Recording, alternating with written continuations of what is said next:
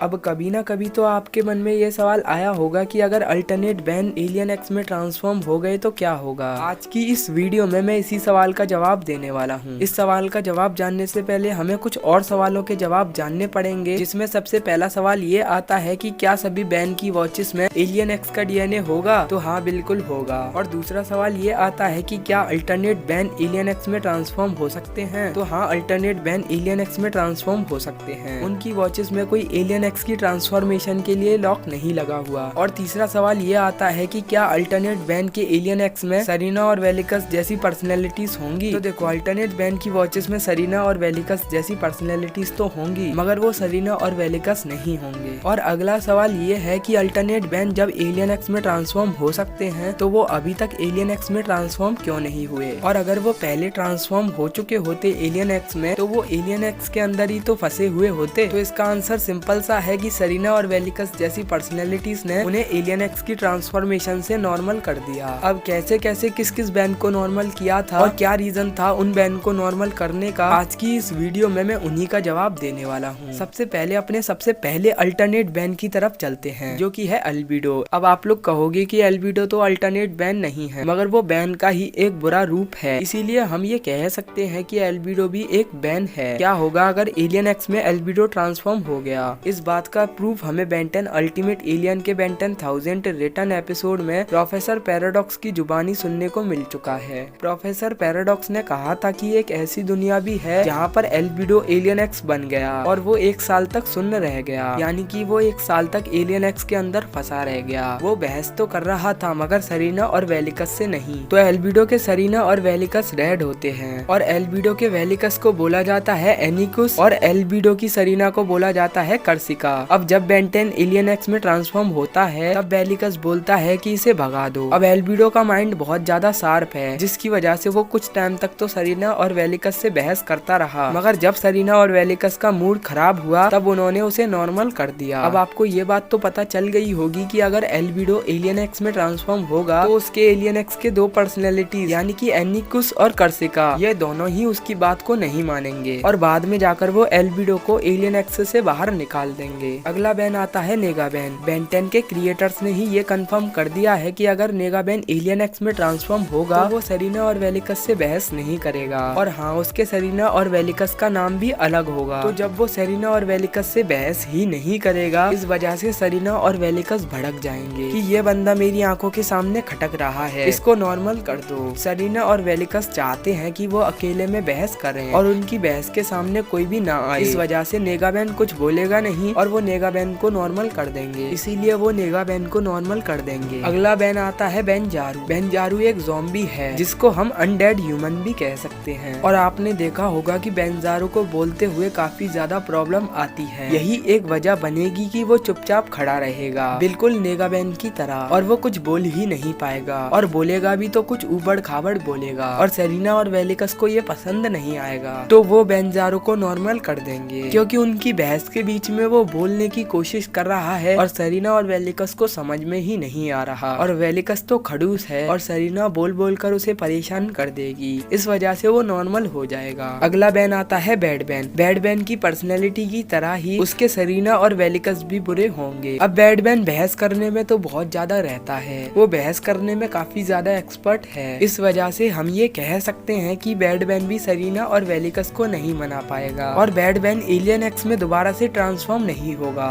क्योंकि जब उसका काम छोटे मोटे एलियंस ही कर देते हैं, तो एलियन एक्स की क्या जरूरत। तो वो कम ही ट्रांसफॉर्म होगा एलियन एक्स में, और बाई चांस हो भी जाता है तो बहस करने में बैड बैन को काफी टाइम लग जाएगा, मगर काफी टाइम के बाद भी बैड बैन दोबारा से वापस आ जाएगा। अब बैड बैन कितना भी होशियार बैन हो, लेकिन अल्बिडो से तो ज्यादा होशियार नहीं है ना। तो जैसे अल्बिडो एलियन एक्स के अंदर फंसा रह गया था, वैसे ही कुछ बैड बैन के साथ होगा और फिर से वो नॉर्मल हो जाएगा। अगला बैन आता है बेन 23। अगर बेन 23 एलियन एक्स के अंदर गया, तो वो अपना यूज करने लग जाएगा। अब आप लोग कहोगे कि एलियन एक्स के अंदर मोबाइल के टावर कैसे आएंगे? तो देखो यार, जरूरी नहीं है कि वो ऑनलाइन काम करे, वो ऑफलाइन भी एलियन एक्स के अंदर गेम खेलता रहेगा और सेरिना और वेलिकस को वो डिस्टर्ब करेगा, ना डिस्टर्ब करके भी वो डिस्टर्ब करेगा। और इसी बात पे सेरिना और वेलिकस भड़क जाएंगे और वो बैन 23 को नॉर्मल कर देंगे। अगला बैन आता है मैड बैन। मैड बैन अगर एलियन एक्स के अंदर गया तो वो सेरिना और वेलिकस से बोलेगा कि ये मैं कहाँ आ गया, मुझे यहाँ से तुरंत बाहर निकालो। और सेरिना और वेलिकस तो उसकी बात मानेंगे नहीं। इस वजह से वो काफी टाइम तक एलियन एक्स के अंदर फंसा रह जाएगा, क्योंकि सेरिना और वेलिकस से अगर कोई प्यार से भी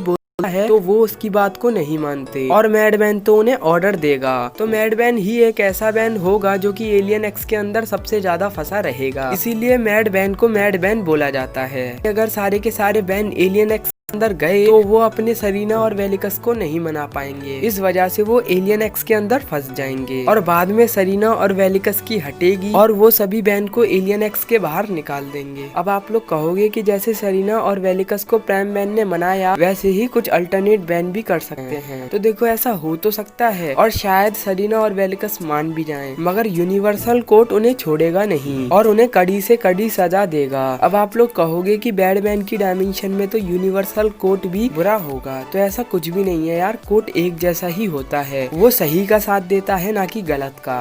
हम ये कह सकते हैं कि एलियन एक्स की पावर को यूज करने के लिए काफी सारे रूल्स एंड रेगुलेशन फॉलो करने पड़ेंगे, तब जाके वो एलियन एक्स की पावर को यूज कर पाएंगे। अब आप लोग कहोगे कि कुछ इविल सेलेस्टियल सेपियन भी तो हो सकते हैं, तो हाँ, आप सही हो। जैसे इंसान अच्छे बुरे होते हैं वैसे सेलेस्टियल सेपियन भी अच्छे बुरे होते हैं। जैसे कि हम सबका रूल है कि अगर कोई बुरा होता है तो उसे कोर्ट सजा भी है और कोर्ट तो बहुत बाद में आता है, उससे पहले पुलिस आती है। तो सेलेस्टियल सेपियन में भी कुछ ऐसा ही है, उनमें भी कोर्ट पुलिस सब कुछ होता है। तो अगर कोई इविल सेलेस्टियल सेपियन बुरा करेगा तो उसे सजा भी मिलेगी, बराबर मिलेगी। तो अब आपको आंसर मिल गया। तो आज की इस वीडियो में बस इतना ही। अगर वीडियो आपको पसंद आई हो तो वीडियो को लाइक कर दो, चैनल को सब्सक्राइब करके बेल आइकन को प्रेस कर दो और अपने दोस्तों के साथ भी इस वीडियो को शेयर कर देना।